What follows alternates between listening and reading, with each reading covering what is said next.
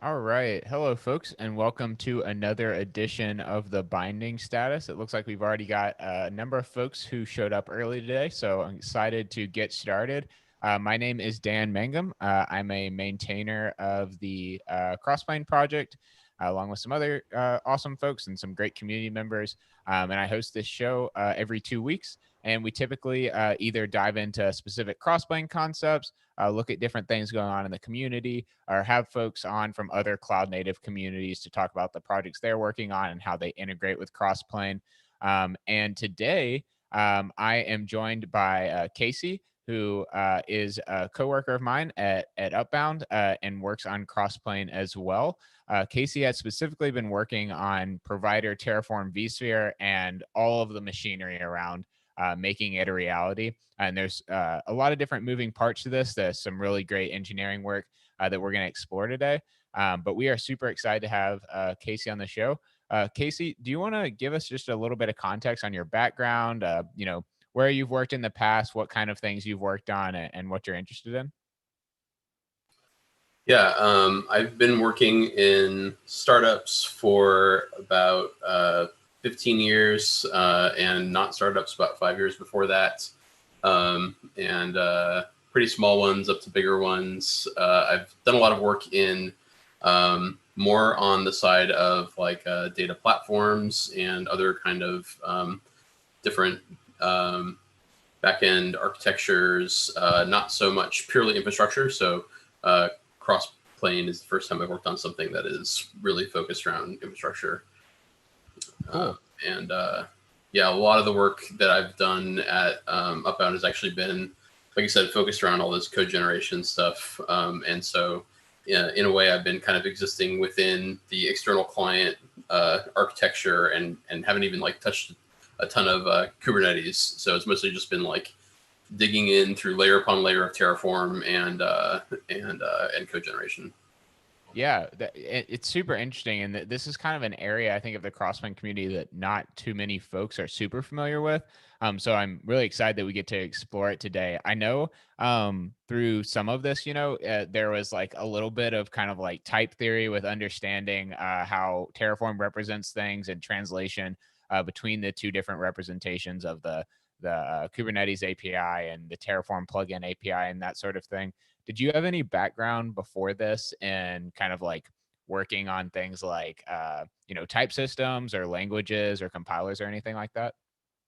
Uh, Probably the closest thing I've gotten to that before is working on like gRPC plugins and or proto C plugins like around gRPC projects and done a lot of things like in data modeling and designing like APIs around different kinds of data abstractions, which gets up against the edge of some of that stuff. But I've definitely never like worked on a language or anything like that. Maybe like DSLs at most.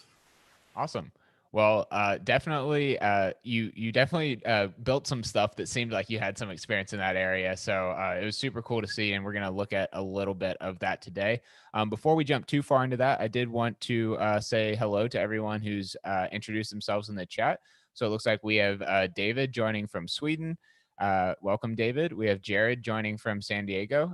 Jared is one of our coworkers and a co-creator of the Crossplane project. We have Anais joining as well. Welcome. And we have Grant joining. So thanks for introducing yourselves, folks. And other folks, please feel free to introduce yourselves in the chat. And I imagine since there's kind of a lot of different components and different concepts we'll go through today, there'll be some opportunities for folks to express interest in diving a little deeper into a few areas. So if you're watching or listening and you want us to kind of dig deeper on something, please feel free to drop questions and comments there. I think the first thing that when we were talking about this show, that we wanted to kind of explore is just the general difference between something like an infrastructure as code tool like Terraform versus something like Crossplane, which is kind of in this newer control plane kind of category. And there's a really great blog post, which we might actually take a look at here in a moment. from Nick, who is another Crossplane maintainer and one of our coworkers, who wrote up kind of a comparison of Terraform and Crossplane. Uh, but Kasey, I'll let you take a stab at kind of potentially describing some of the differences between the two different systems, and maybe some of the pros and cons you see of going either direction. Okay, feel free to jump in and interact on this one. Uh, I think probably the most important difference between Terraform's model and Crossplane's model is in Crossplane, every resource is independently reconciled, which is pretty key to the concept of a control plane where you're declaring there are relationships between resources, and that we can like have references where one value is pulled from one resource and put into another. But this is kind of different than Terraform, where you kind of Terraform wants to understand like the whole module as a single entity, and we'll basically like process that whole module all at once.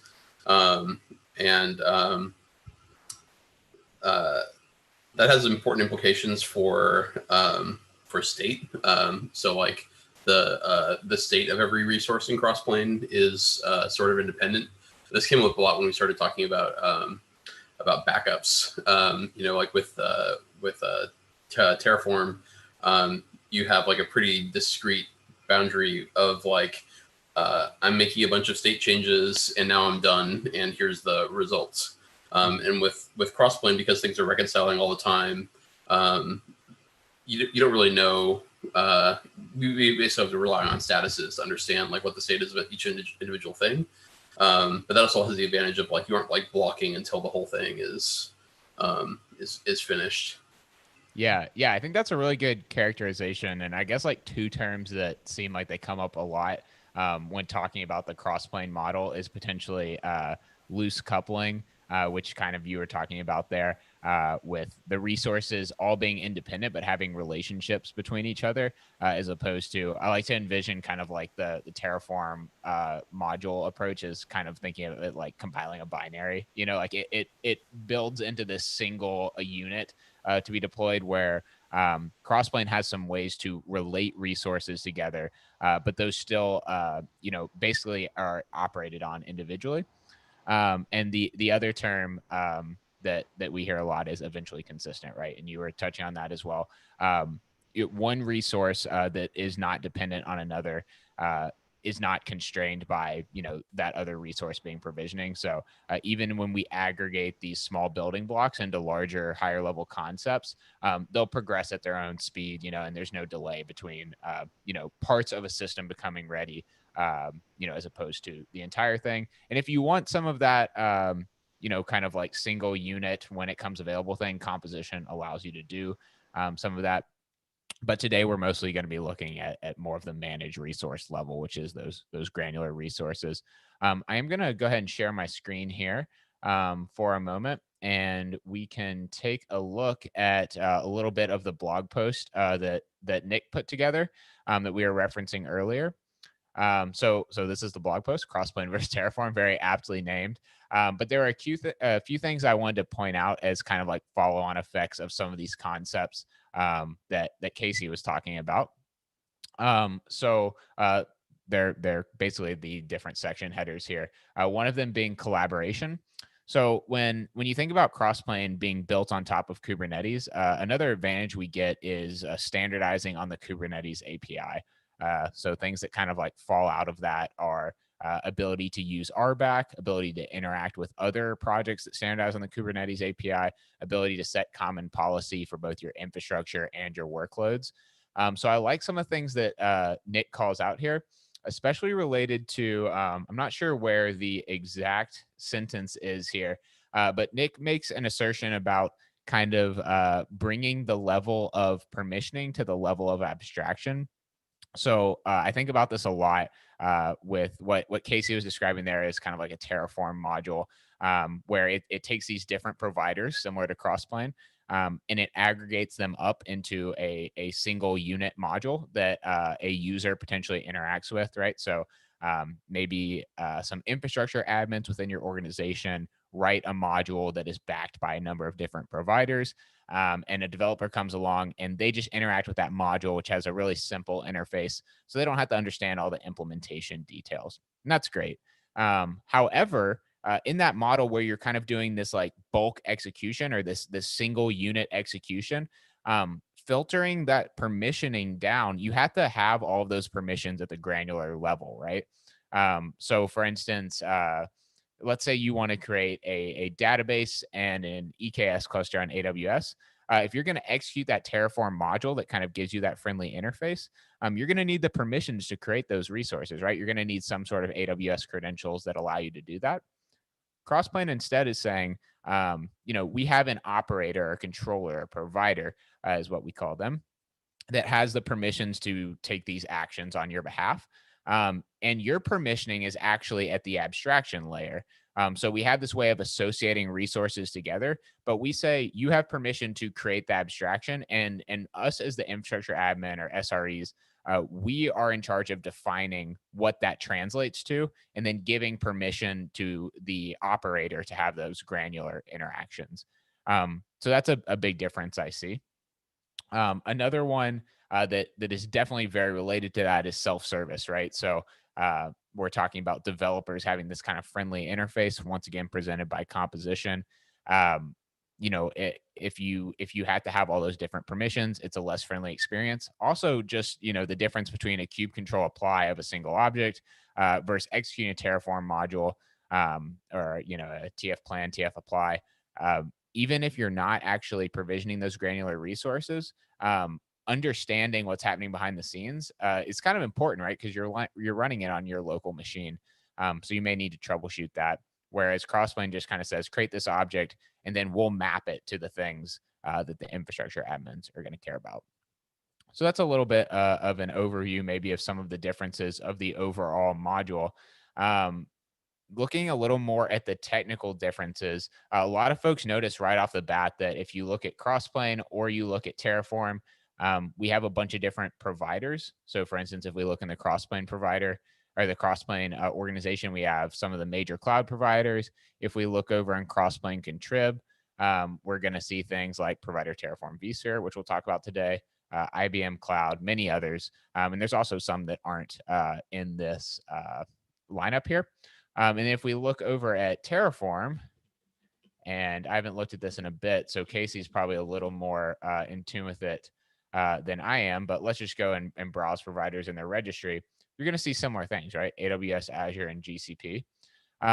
We'll get into maybe how Terraform Provider vSphere does this, but Kasey, do you want to give us a little bit of context about maybe just from like an architectural perspective, what the differences are between running a Crossplane provider and having that hook up with core Crossplane versus running a Terraform provider and having that integrate with core Terraform? Let's see. At a certain angle, there's a lot of similarities. They're both essentially trying to create a sort of CRUD interface. So the Terraform providers, when you look at the API, it's a little bit different in that the API at the level of the provider, at the gRPC level, has like an apply. But then when you look one layer deeper, there are like create, read, update, delete methods like in the provider source. And similarly with external client, we have create, update, observe, delete. I guess the most important difference from a technical point of view is that Terraform provider execution is really driven by HCL, which is kind of in the uncanny valley of like DSL and general programming language. Like you can do a lot of stuff in HCL, whereas Crossplane is driven by YAML primarily, and we have composition, which has filters and things that start to approach being able to do things that you might do with a programming language, like substitute a variable. But at the provider level, we tend to think about things very much at a resource per resource level. And at Terraform, you have to go down quite a few levels before you stop thinking about things in terms of HCL. Right. Yeah, that's a really good point. And I like that you point out also that we have this similar kind of like CRUD operation method. And I was trying to find potentially some of these methods here that you can see. So you see things like this is a CloudWatch event bus resource. You'll see things like update, delete, etc. So, those CRUD methods. And then also when we look over in, let's say, provider GCP or something like that, we're going to see once again these similar methods here. We call them, observe, create, update, delete, etc. So you're going to see those similar ones, which definitely helps map those, right? Which we're going to look at in a bit to some of the operations between the two of them. You mentioned kind of like that gRPC interface between Terraform and the plugins. Do you have any kind of like I don't know if there's a specific question, but kind of like any technical insight about how that relationship works, when the provider actually gets spun up and like how it talks to it, essentially, I guess is what I'm getting at. Okay, yeah. I had one other small thought about the HCL thing, which is Sure. that the notion of references, I think, is something that is somewhat more unique to Crossplane, where references are more of a first class concept that is part of how we model resources. Whereas in Terraform, a reference is more something that exists in the language and not so much in the schema. But yeah, back to gRPC. So what happens when you run Terraform apply is that the main Terraform executable will go and look at the provider declaration in your main.tf and we'll figure out what provider you're referring to. And Terraform has a registry, which is a web service with a discovery protocol and is able to describe what versions of each provider is available for which platforms and architectures. And so Terraform will go and find the best match, grab that binary, or it also has a cache.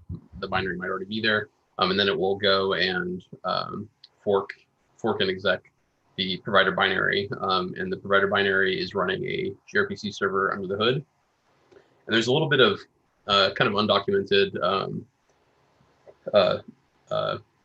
interaction that happens over pipes that exist over in the HashiCorp Go plugin repo that is used for the provider and the plugin to negotiate and discover each other, and that's kind of how the main Terraform process figures out what port is the gRPC process listening on, and then from that point, you've got the provider bound to a socket on localhost. Main CLI talks to the provider over that socket connection, and then there's a set of gRPC methods. Like the ones that we use are get schema, and so that gives you a representation of all of the types that the resource, all the resource types that the provider knows about, and in basically in a runtime representation of HCL. Sorry, not HCL, CTY. So actually, I'll diverge for a second and talk about CTY. So there is a type system that is used internally over this bridge. I'm trying to remember if CTY. I'm watching you type here. If CTY is like an acronym or if it's defined, or this isn't the main one. Yeah, I'm trying to find the. I'm having trouble with it. Let's see. I know it's not under the actual hash. I think it's under. Yeah, there you go. ZCL. That's the right one. ZCL conf. Nice. Cool. Yeah. So essentially, it's an API.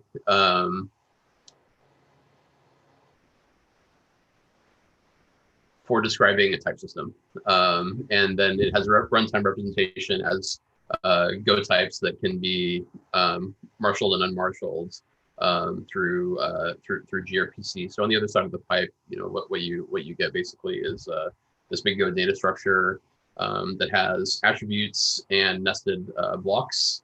Pretty much anything you see in a Terraform provider resource can be like expressed in this way. And so it's the way that it's the encoding for the schema as well as for values that are kind of filling out that schema. Yeah, so I think in the case of Terraform, the relationship is maybe a little bit different because the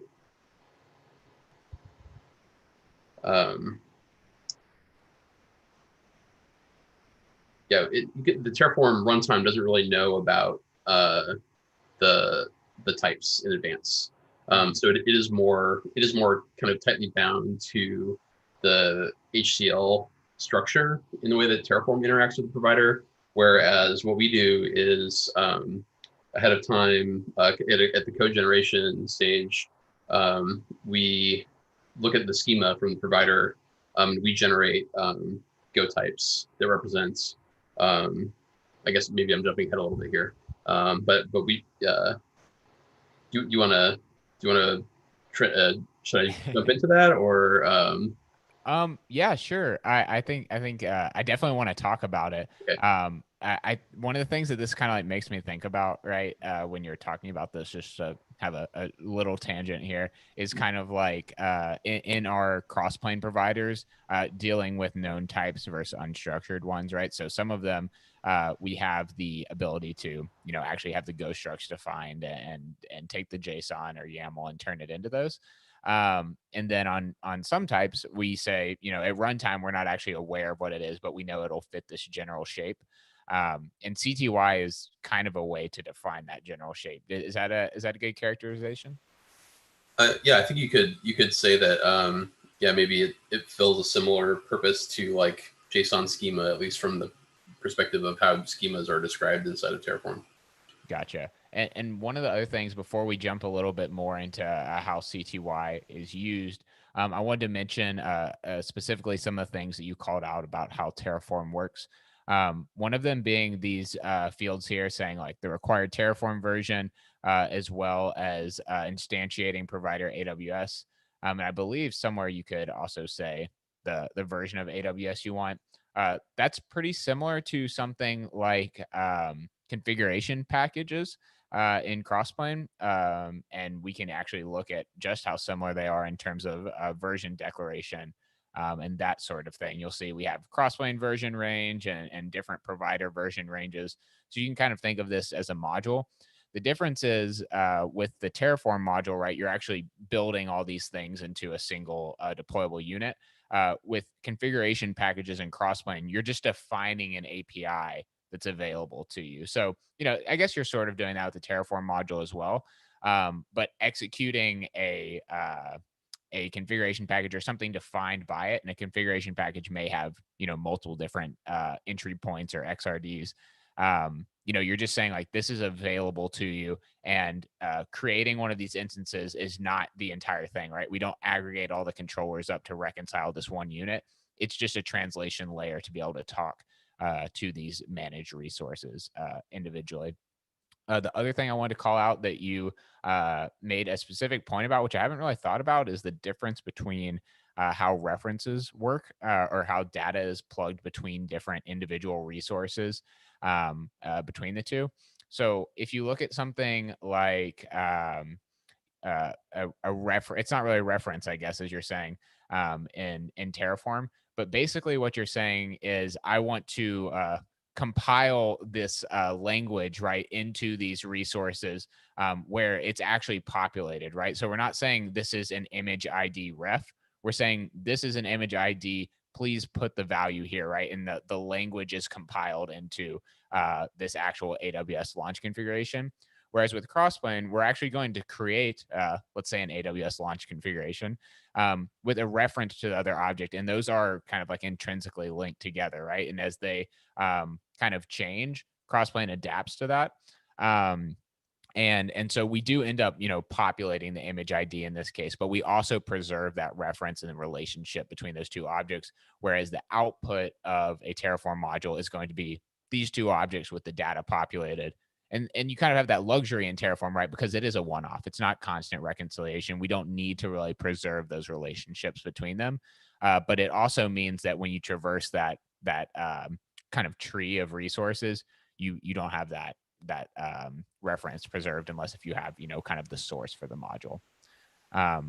Yeah. So obviously Terraform does need to deal with this in the fact that it it has a dependency graph of like where the values come from. So it does know how to order the processing of all this. And I think that's like a lot of the complexity when you kind of get down into the core of Terraform is like basically how it processes the whole graph structure. So it's able to resolve by dependency. Yeah. Gotcha. Cool. Yeah, so I'd love to dive more into some of the CTY stuff you were talking about. Do you think a good place to look would be maybe some of the Terraform provider gem or Terraform runtime repos for that? Yeah, if you want to look at some, you mean to look at some code for like ProviderGen? Yeah. Yeah, or however you think it'd be best to maybe describe how this works. Yeah, I mean, if you wanted to look at Terraform ProviderGen code that deals with this, you go into PKG translate, and then translators, and let's see, scroll down. I think you look for keep going. Looking for, I think it's new manage resource maybe. Go up a little bit. Yeah, schema to manage resource. Yeah. Oop. Back up. Did I miss it? Schema to, there we go. Yeah. So so one thing that's interesting about Crossplane, that's maybe another difference from Terraform, is that we follow the Kubernetes API convention of spec and status that gives us kind of clean separation of the elements of the object that are defined by the user and what we get back from the cloud provider, and like kind of what's readable and writable. Yeah, if you go look at spec or status attribute fields.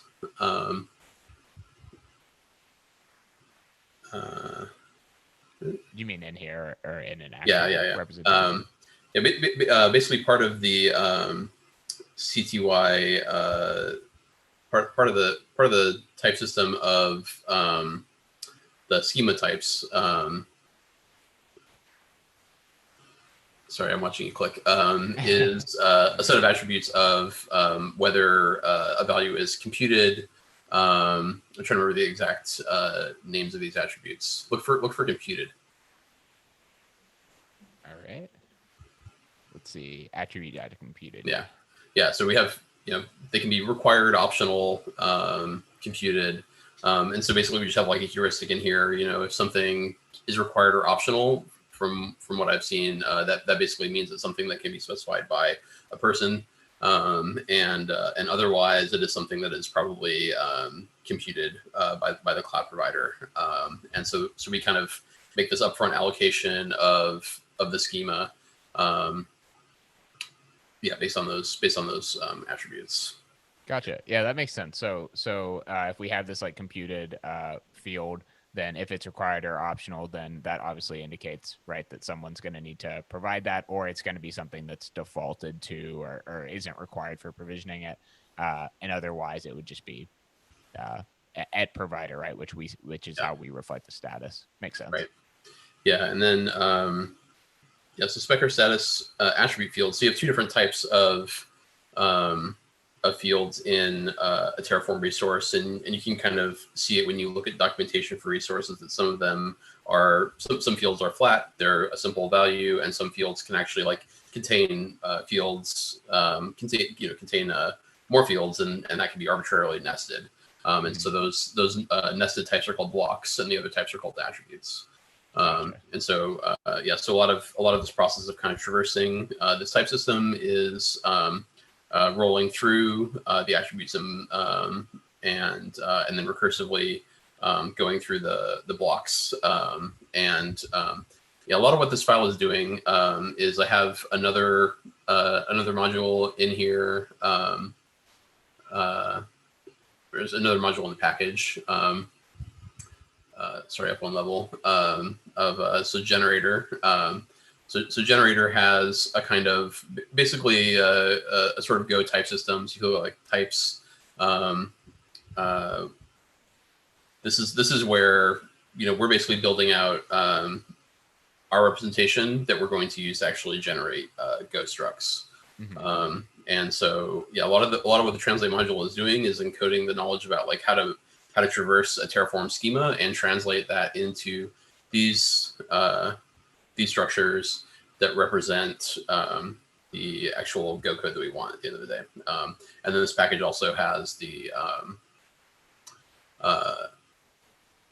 code generation, by which I mean the kind of like we use a library called Gen that gives you kind of like a builder pattern API for building up a block of Go type of Go code.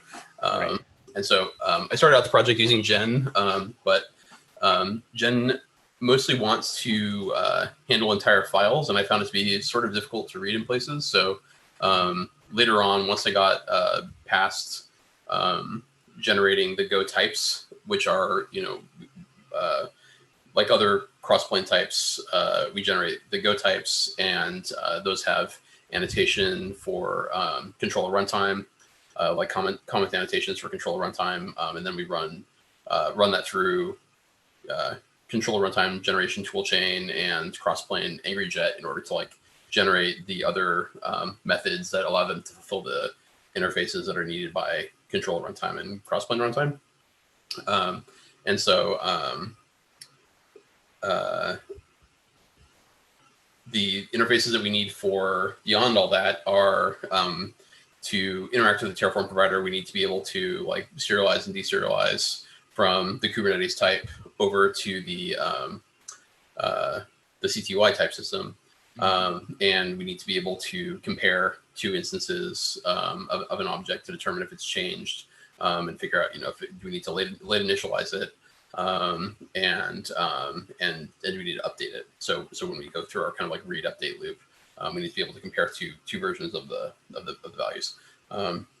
So all of that code lives back in that translate package, and it is just lots and lots of Go templates that are basically we traverse this structure, and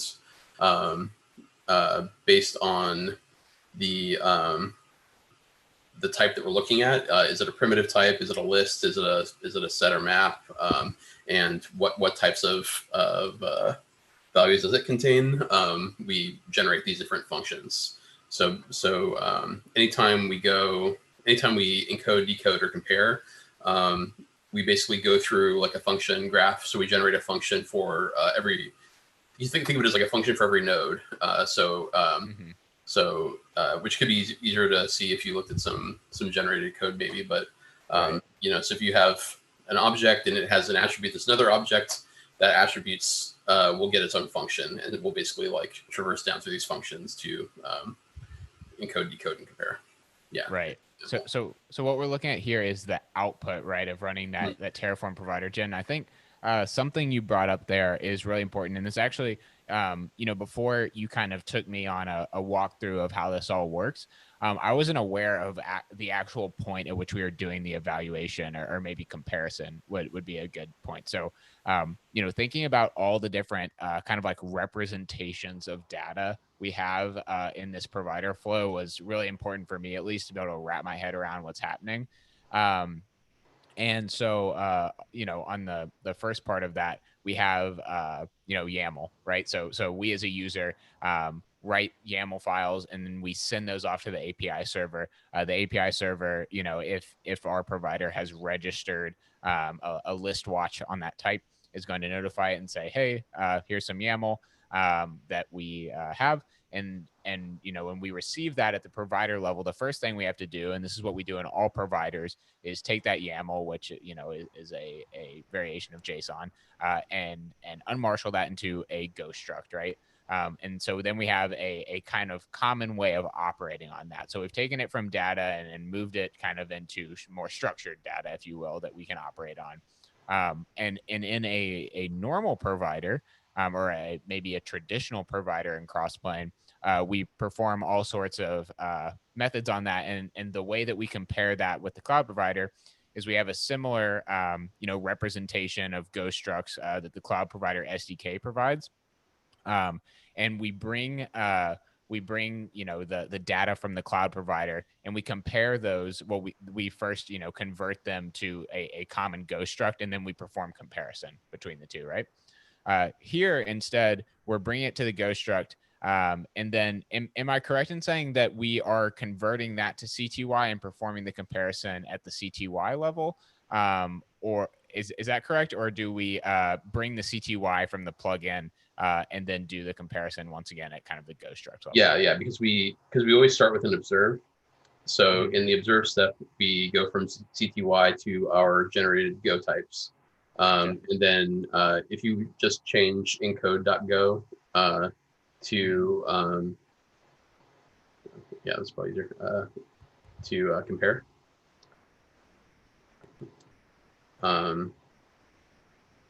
So we're passing in two managed resources, and then we're casting them to the Go type, and then that's what we compare.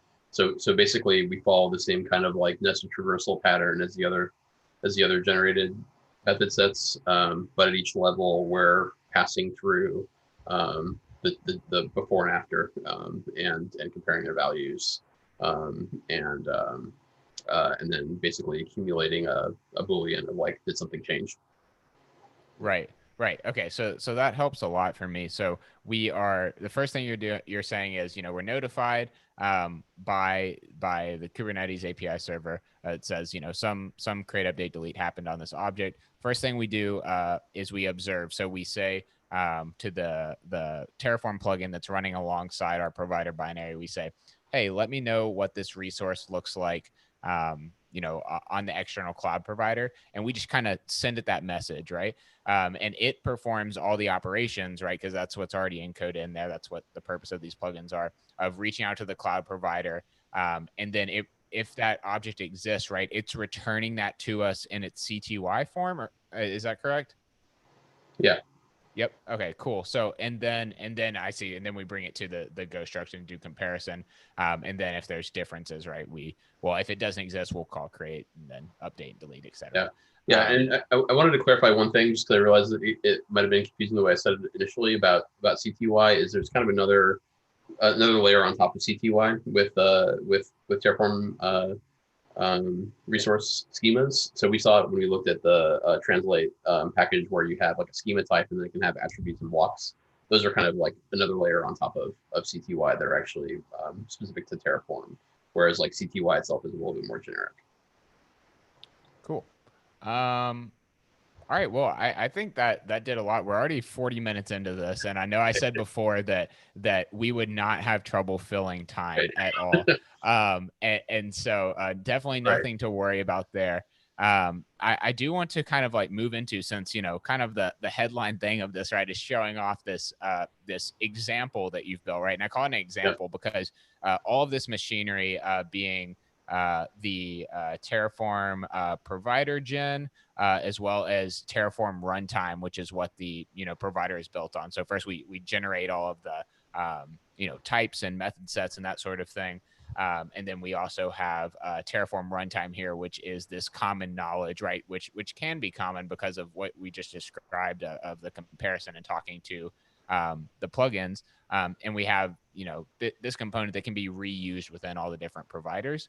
And then a manifestation, I guess, of these two things is what we're really talking about today, which is Terraform provider-vsphere, which is interesting for a number of reasons. One of them being it's the first example of all this machinery that you've put together and how it all works. The other interesting thing about it is the API is vSphere, right? Which is not really like AWS or GCP or something like that. Typically, this is talking to potentially something running on-prem in a data center or, in a server closet somewhere.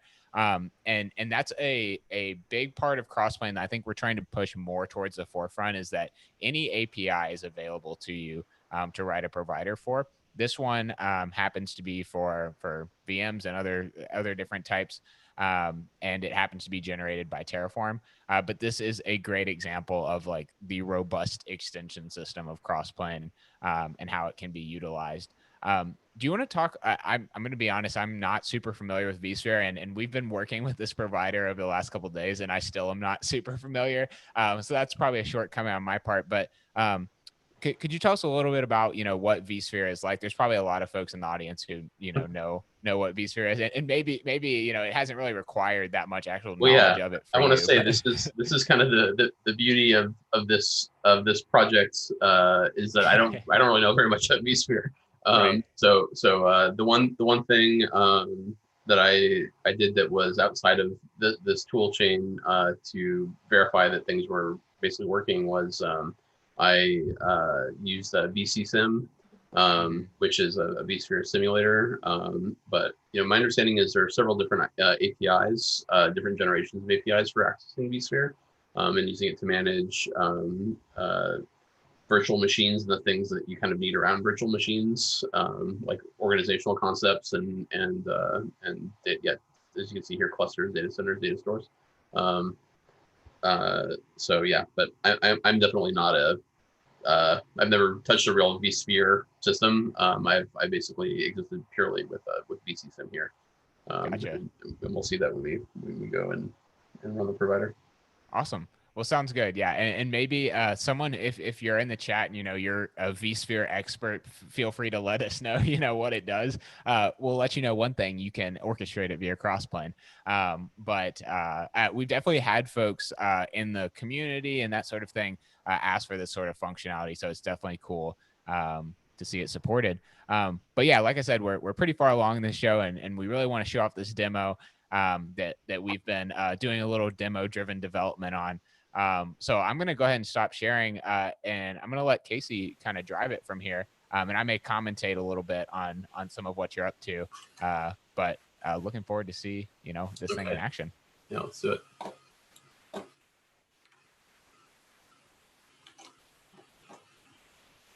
Okay. Let's see. I think we cleaned up after the testing before. All right. And you might want to bump the size a little bit more. I know I'm like kind of oversensitive to this, but I always do it too small. And people are always on me in the chat for it. So that's looking pretty good to me, though. If folks can't see it, definitely drop us a note and let us know, though. So we've got some. Where are we here? Some setup scripts to run. And so all we're doing here is setting up a kind cluster which exposes a port that we can use to talk to the vSphere simulator server. The only reason we're doing that is so that we can use, there's another tool that kind of goes along with vcsim called GoVC that is a client to talk to vSphere servers. So we can use that to just kind of show that it's actually making the things that we're asking it to make under the hood.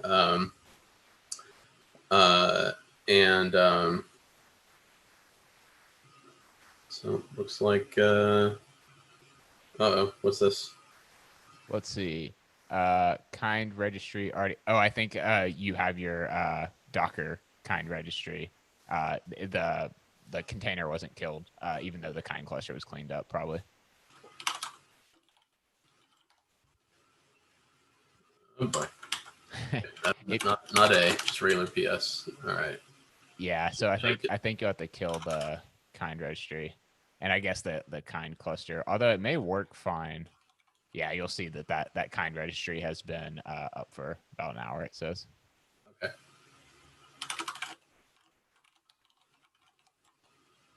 Get rid of measure. Should I kill this too? Yeah, you can go ahead and delete the kind cluster. we'll start from scratch here. All right. This is showing there's nothing up the sleeve.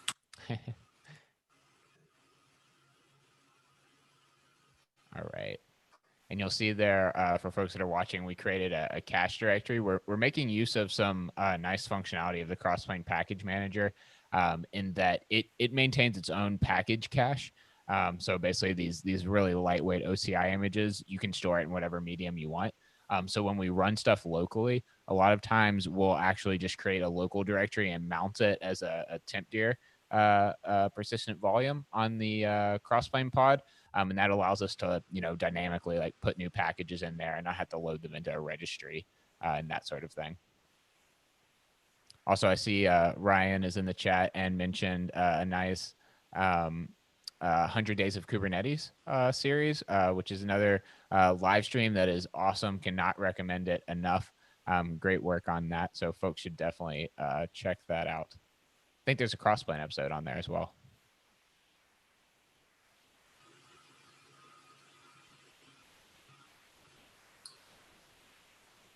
And yeah, so right now we're pushing that vcsim to the remote or the local Docker registry, right? So you're running a local registry for your kind cluster. And then what is the deployment and service that were created there for vcsim? You mentioned vcsim already. Yeah, I was trying to remember maybe, if those were created in that step, or I thought maybe you had done that in demo.sh, maybe. No, okay.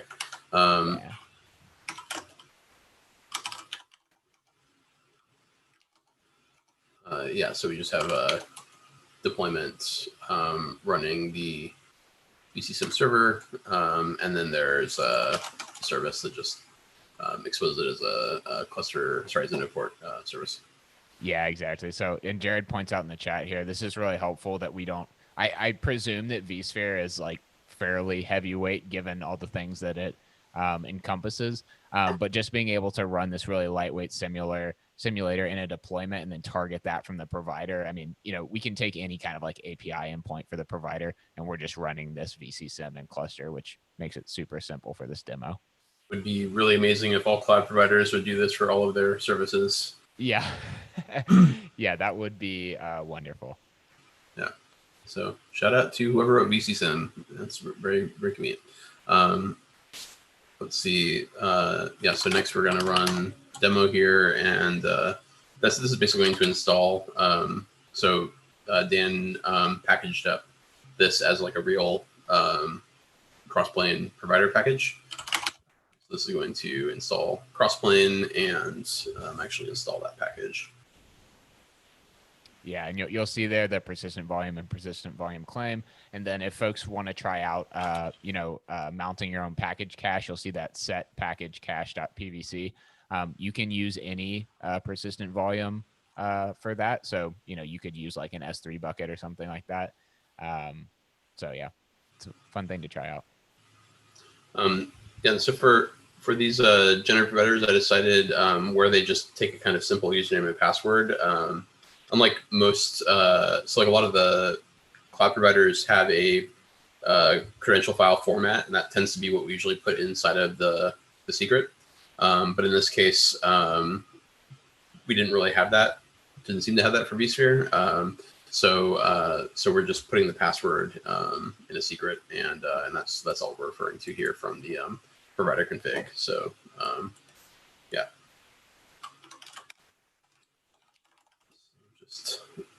And so this is kind of your typical Crossplane provider config. What I do?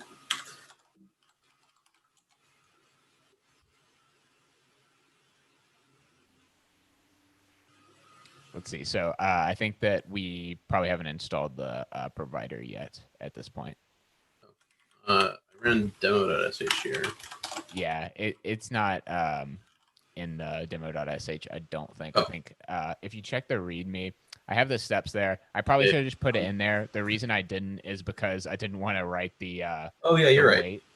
Yeah, I didn't want to write the wait for, because Crossplane has to finish installing for the CRDs to be available. So you have to wait a little bit. And Yeah, I and didn't really want to include that. this is an example of Dan's awesome provider packaging. That's kind of all you have to do to install a Crossplane provider. Yeah, and typically, I guess I've kind of been harping on this too much at this point, but you'll see the package there is just provider-terraform-vsphere. Typically, that's an OCI image, but an OCI image is essentially a tarball under the hood. So we've actually just loaded that tarball into the package cache, and since it's named that, and we have a package pull policy never, it's just going to say, oh, I already have this cached, and good to go from there. Okay, more fun debugging. Yeah, so I'm guessing this is the issue we saw earlier with the controller image not being there. And yeah, so if we just take a look at that image in the controller, then we should be able to do our Docker kind load image. Yeah, exactly. And we might actually that might still be tagged from last time. I'm not sure if we've done a build, but you could try just kind load Docker image that one and see if we still have it locally. Oh, shoot, the name there. Yeah.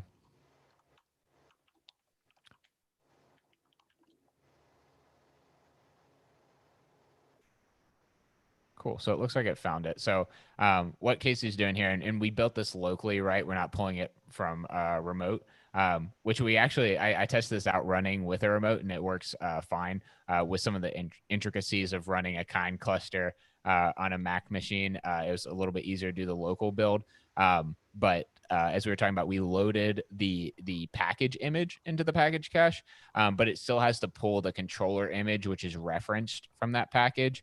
And so in this case, we needed to load that into the cluster for it to be able to pull it, because that actually isn't present on Docker Hub yet. However, and we're using a local Docker registry. We will have a v0.1 release coming out of this for folks to play around with. And I think we're aiming for end of the week. So we'll definitely make some noise about that. And folks can run this same kind of thing with their vSphere setup. Let's see what we got here. So we've got lots of reconciler logs. Nice. Be able to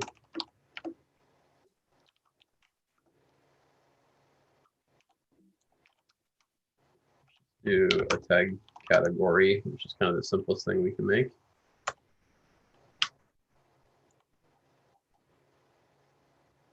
Okay. Yeah, this is the other problem we've been running into, which is that my DNS server inside of Kind seems busted. So I'm just going to snag this IP. That's actually the DNS IP, I think. Oh, so oh, thank you. yeah. Right. So let's do get the service. Yeah. So what Kasey's showing here is that deployment in the service that he created for VCSIM. We just need to be able to contact that. We were having some issues with the DNS, as Kasey was saying. So we're just going to use the cluster IP directly and make that super easy.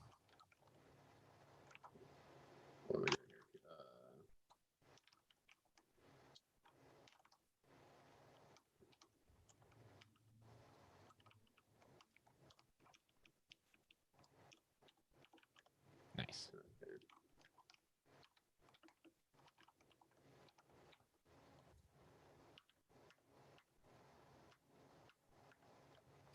Jared says OCI equals only cool images. I'd agree. It's pretty cool. Pretty cool. Sweet. All right. So now Kasey's added back in the provider config, and we should see as Crossplane continues to try and reconcile stuff, you'll see here, we are able to reconcile it. And let's see there. Looks like so we are getting connection. To service here. Let's see.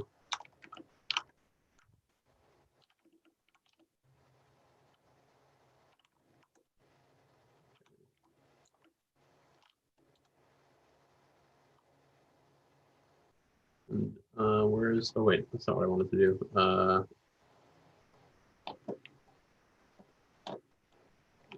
Find my go VC commands here.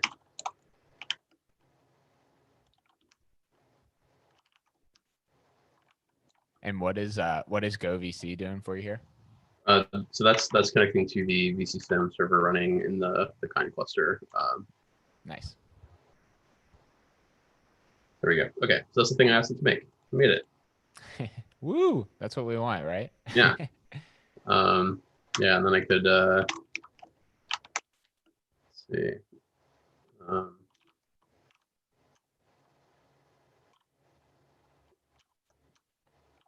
Tag in there. And all this stuff is available in the provider-terraform-vsphere repo if folks want to try this out themselves. And just to kind of like maybe talk like end to end about what's happening here from the kube control apply maybe to vCSIM and back. Do you want to kind of give us a quick path that it travels on there? Sure. Let's see. So, well, this is like explain what happens when you type google.com into your browser for interview question. I don't know how far to go here, but you know, we're using a control runtime. There's a control runtime reconciler that's watching this resource type. It's triggering this. It's just like triggering the Crossplane runtime controller code that then dispatches into this Terraform provider runtime package. So this is basically a generic external client. Should I bump up this font a little bit? Yeah, maybe a little bit. Once again, my Meta Plus doesn't work for some reason today. I don't know how to make my font bigger without the keyboard. It's not too bad, so I think we'll be okay. Okay. Yeah, luckily I have old eyes, so it's already kind of big.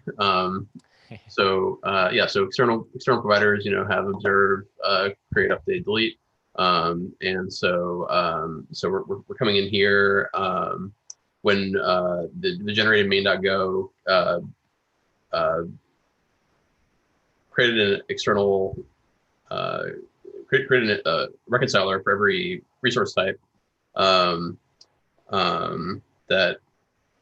under the hood it is going to I should look at the connector here. So we have a connection pool. So it's grabbing one of these like gRPC connections. So we have like kind of configurable number of connections that can be created, and so each of those is a separate Terraform provider process.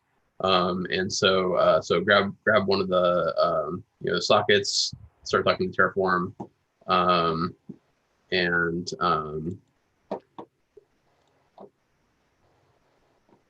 so I have this type called an implementation that there's other wrapper type that holds the implementation under the hood, but the implementation has the methods for encoding, decoding, and comparing. And then this API is using. We can look at read. So it's encoding our representation of the resource to CTY. So like in the case of this tag, it's encoding that tag resource. So it's taking a crossplane type resource.manage, which is basically a controller runtime Go type with some other methods. And then it's constructing, this is actually constructing the Terraform RPC structure. And so, when there is no prior state, you're probably trying to create something. You can't really see that here. So like, yeah, when there's no prior state is null and planned state is not, you're probably trying to create it. Mm-hmm. And then when planned state is null and prior state is not, you're trying to delete it. And when you have both planned and prior, you're updating. And when you don't have a plan, you're reading.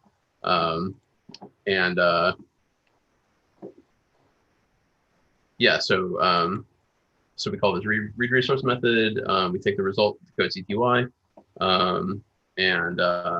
I think I'm rambling a little bit here, but basically this set of API wrappers uses all that generated code under the hood to fulfill this like kind of generic controller implementation. And so when we see a version of the resource, we're kind of going through a typical cross-plane loop where we observe, we figure out,